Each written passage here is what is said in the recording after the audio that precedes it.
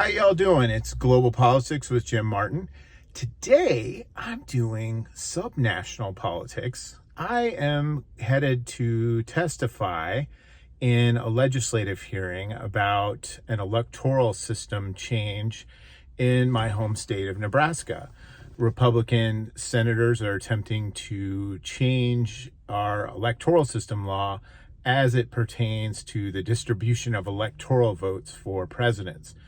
For those of you who may not be familiar with Nebraska or live out of the country, each state distributes a number of electoral votes, and that is used to tabulate who wins presidential elections. And so Nebraska is one of only two states that use a kind of proportional formula to determine the distribution of their electoral votes. Every other state gives the balance of the electoral votes in a particular state to whomever wins the popular vote in that state. In Nebraska, various legislative districts combine for 5 total electoral votes, and there are certain districts that tend to vote they tend to swing a little bit. Sometimes they vote for Democrats, sometimes they vote for Republicans.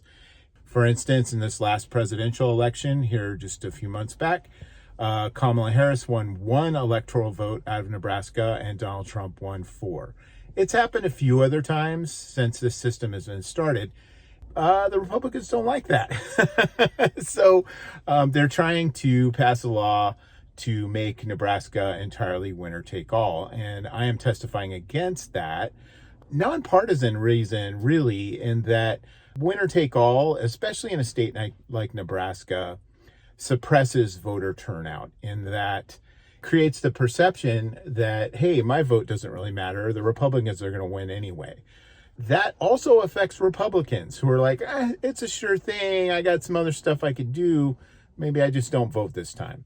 Which, of course, affects all the down ballot races for city councils and mayors and all of that sort of thing.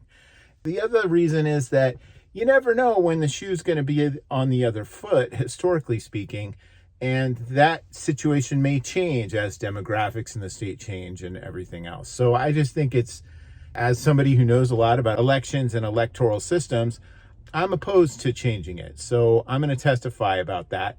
Some other interesting facts about Nebraska, in case you're interested, is that we have a unicameral. All states except Nebraska have a 2-chambered legislature, in that they have a Senate and they have a House, just like at the national level. However, in Nebraska, we just have 1 unicameral. Therefore, in a formal sense, it is a nonpartisan legislature. Now, in reality, it's not. So that's kind of a neat feature, though, in that you got a governor, you've got a legislature, and essentially the people sort of represent the alternative house. And therefore, as a citizen of this state, I'm going to testify in this hearing. The legislation is still in development. It hasn't reached the floor yet, but I'm going to go express my opinion and oppose it politely. I will try to share anything inside that I can. I don't know. I've never actually done this before. I've submitted written comments many times on bills, but in this case, I'm not quite sure how it will go. At worst, I'll tell you what it was like after I get out. But for right now, I'm just going to go in and see what the lay of the land is. And here's the unicameral. You can see it's quite a building. Towers over the plains here in Nebraska. You can see it from miles away.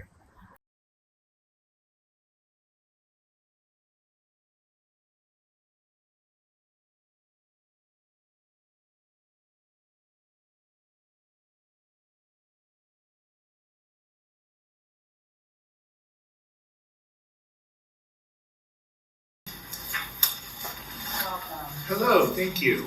I am Dr. Jim Martin, J-I-M-M-E-R-T-I-N.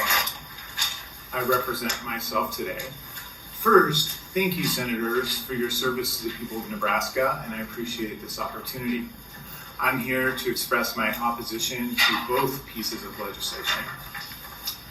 I've researched elections and electoral systems for the last 25 years in our country and abroad. While I have many criticisms of winner-take-all, I'll confine my remarks to its effect on voter turnout. Winner-take-all tends to depress voter turnout. It does so by creating the perception among many people that voting doesn't matter and the outcome is all but predetermined. This is especially true in a state like Nebraska, where registered Republicans outnumber Democrats by a large amount.